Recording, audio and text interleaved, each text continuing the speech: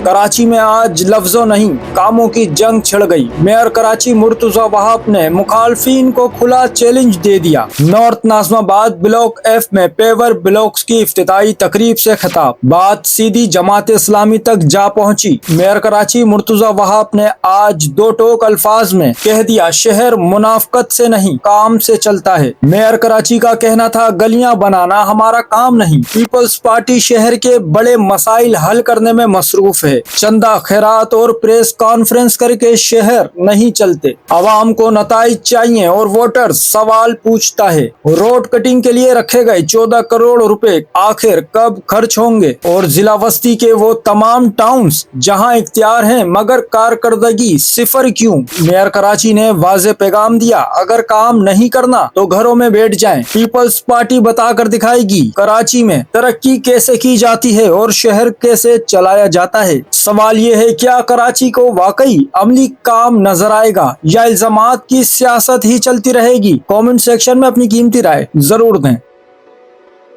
Channel को subscribe करें, follow करें, वीडियो को लाइक और शेयर करें। शुक्रिया।